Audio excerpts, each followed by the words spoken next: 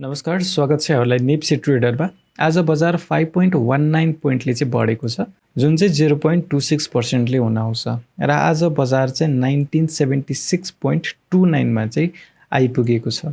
आजको दिनमा हेर्छौँ भने चाहिँ बजार दिनभरि घट्ने क्रममा थियो भने 1 बजेबाट बल्ल सुरु भयो यसको अप र्याली र त्यस पछाडि चाहिँ बजार बढेरै क्लोजिङ भएको छ। एउटामा सकारात्मक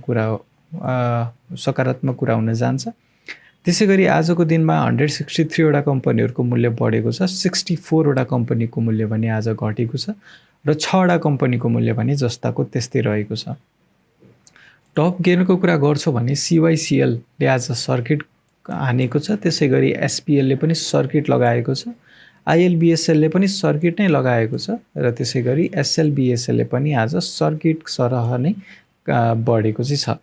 ऊर्जाले 7.17% ले वृद्धि गरेको छ। यी कम्पनीहरू चाहिँ आजको टप गेनरमा चाहिँ लिस्टेड भएका कम्पनीहरू हुन् भने टप लुजरको कुरा गर्छौँ भने चाहिँ PHCL 5.29% ले झरेको छ, MEHL 5.23 ले झरेको छ, GILB पनि आज 4.96 अर्थात् झन्डै 5% को गिरावट छ। त्यस्तै NICFC 4.7 ले झरेको छ र AHL 3.86 ले झरेको छ। टप टर्नओभरको कुरा गर्छौँ भने चाहिँ NIC Asia, CLI, SHL, EBL, RNLI हरूमा चाहिँ आज एकदमै धेरै टर्नओभर आएको छ, अर्थात् इन्भेस्टरहरू चाहिँ है लगानीकर्ताहरू चाहिँ यी कम्पनीहरूमा ठुलो अमाउन्ट आज इन्भेस्ट गरेको भनेर हामी बुझ्न सक्छौँ। भोल्युमको आधारमा हेर्छौँ भने CLI, NIC एसिया, त्यसैगरी HDHPC, SHL, NIBF2 हरूमा चाहिँ भोल्युम एकदमै ज्यादा आएको छ।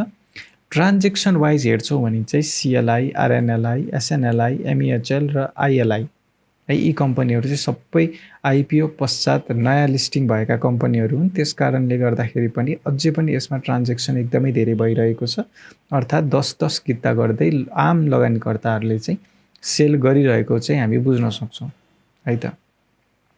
अब लागौँ ओके, सो हिजो भन्दा चाहिँ टर्नओभर पनि कम आएको छ। हिजो बजार झर्दा प्यानिक भएर धेरै आएको थियो भने आज बढेर जाँदाखेरि पनि मान्छेहरूमा चाहिँ उत्साहजनक कन्फिडेन्स चाहिँ थिएन। आज 1.7 हिजोको तुलनामा कम टर्नओभर चाहिँ आएको देख्न सक्छौँ। सेक्टर वाइज हेर्छौँ भने आज ब्याङ्किङ इन्डेक्स झिनो अङ्कले बढेको छ है, 0.01% ले बढेको छ। डेभलपमेन्ट ब्याङ्क भने 1.33% ले बढेको छ। आज सबसे धेरै बढ्नेमा चाहिँ डेभलपमेन्ट ब्याङ्क नै रहेको छ। त्यसैगरी फाइनेन्स 0.75% ले बढेको छ।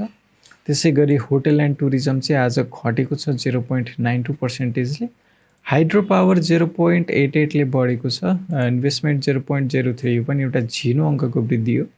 त्यसै लाइफ इन्सुरेन्स हेर्छौँ भने 0.09% ले चाहिँ बढेको छ है। त्यसैगरी म्यानुफ्याक्चरिङ एन्ड प्रोसेसिङ भने फेरि 0.09% ले नै घटेको छ। माइक्रो फाइनेन्स 0.5% ले बढेको छ। म्युचुअल फन्ड 1% ले बढेको छ। नन लाइफ 0.14% ले बढेको छ भने अदर इन्डेक्स 0.4% ले बढ्यो। ट्रेडिङ इन्डेक्स 0.31% ले बढेको छ। आजको लिडरको कुरा गर्छौँ भने डेभलपमेन्ट ब्याङ्क, त्यसैगरी फाइनेन्स, हाइड्रो यीहरू नै हुन् भने म्युचुअल फन्ड त 1% ले बढ्न चाहिँ बढेको छ, तर म्युचुअल फन्डमाथि चाहिँ खासै मान्छेहरूको रुचि चाहिँ खासै नहुने कारणले गर्दाखेरि चाहिँ मैले आजको लिडर डेभलपमेन्ट ब्याङ्क, फाइनेन्स र हाइड्रोलाई चाहिँ लिएको छु। अब लागौँ टेक्निकल चार्टतर्फ। टेक्निकल चार्टमा हेर्नुहुन्छ भने आज एउटा डजी क्यान्डल फर्म भएको छ। यसले चाहिँ रिभर्सल हुने सङ्केत पनि जनाउँछ। यो ट्रेन्ड लाइन ब्रेक भएसँगै है, यो ट्रेन्ड लाइन ब्रेक भएसँगै बजारले चाहिँ एउटा सपोर्ट टेस्ट गर्न चाहिँ आउँदै गर्दाखेरि चाहिँ यो एकदमै महत्त्वपूर्ण सपोर्टको लेभल जुन थियो 1950 त्यहाँ चाहिँ बजारले छोएर चाहिँ फर्केको छ है। नेगेटिभ अथवा लोवर प्राइस चाहिँ रिजेक्ट गरेको हुनाले गर्दाखेरि भोलि आगामी दिनमा चाहिँ यसमा करेक्सन सकियो र बजार बढ्ने चान्सेस पनि धेरै छ है। त्यस कारणले अब हामी चाहिँ सकारात्मक सोचकै साथ हामी अगाडि बढ्नुपर्ने हुन्छ र एउटा राम्रो मौका हुनसक्छ। यदि यहाँबाट बजार बढेर जान्छ भने यो किन्नको लागि राम्रो अपर्च्युनिटी चाहिँ हुनसक्छ है। अब ट्रेडिङ गर्नुहुन्छ भने कसैलाई लो र हाई थाहा हुँदैन, त्यस कारणले पार्शियल बाई चाहिँ गर्दै जानुपर्छ है। यदि तपाईँलाई दसैँको खर्च निस्किसकेको छ भने अलिकति अमाउन्ट चाहिँ तपाईँले लगानी गर्न सक्नुहुन्छ, किनभने दसैँभन्दा अगाडि हुन त दसैँ भनेर सबैजनाले सेल गरेर पैसा बजारबाट झिक्न खोजिरहेका होलान्, तर यही मौका चाहिँ फेरि किन्ने अवसर इन्भेस्टरको लागि चाहिँ राइट टाइम चाहिँ यही नै हो फेरि है। बजार अहिले झरेको बेला किनिदियो भने पछि दसैँ सकेपछि सबैजना फेरि लगानी गर्दा कहाँ आउँछन् भन्दाखेरि यहीँ आउँछन्। त्यो पैसाहरू झिकेको पैसा कहाँ जाने हो र? व्यवसाय बढ्छ, मान्छेहरूले लुगाहरू किन्लान्, मान्छेहरूको व्यवसाय बढ्छ, व्यवसाय बढेको पैसा आउने त आखिर बजारमै हो। त्यस कारणले हामीले चाहिँ लगानी गर्नको लागि एकदमै राम्रो समय चाहिँ यही नै हो जस्तो चाहिँ मलाई लाग्छ है।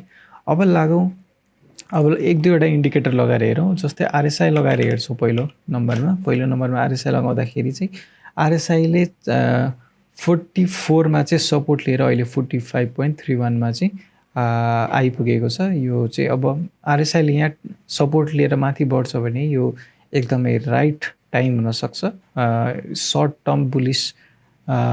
टर्म ट्रेडिङको लागि, किनभने 40 भनेको न्युट्रल हो भने यहाँबाट बढ्न सुरु गर्यो भने चाहिँ निकै माथिसम्म जाने सम्भावना हुन्छ, किनभने सेचुरेसन पनि घटिसकेको हुन्छ। र तल गयो भने चाहिँ ढिलो बढ्ने चान्सेस हुने भएर चाहिँ यहीँबाट बढ्यो भने चाहिँ अब राम्रो र्याली चाहिँ सर्ट टर्ममा देख्न सकिन्छ।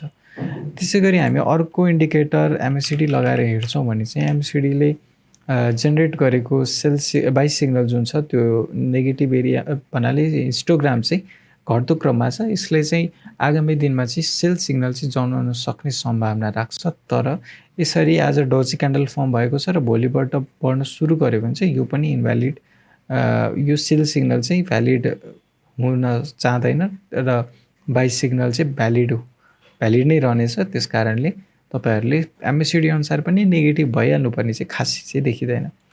बोलिङ्गर ब्यान्ड अनुसार हेर्छौँ भने चाहिँ बोलिङ्गर ब्यान्डले हुन चाहिँ मिडल ब्यान्डलाई चाहिँ अहिले तोड्न बाँकी नै छ। यसलाई तोड्यो भने बल्ल हामी पोजिटिभ हुन सक्छौँ र तपाईँलाई बोलिङ्गर ब्यान्डमाथि भरोसा लाग्छ भने चाहिँ एटलिस्ट मिडल ब्यान्डलाई चाहिँ ब्रेकआउट हुन चाहिँ दिन चाहिँ कुर्नुपर्ने हुन्छ।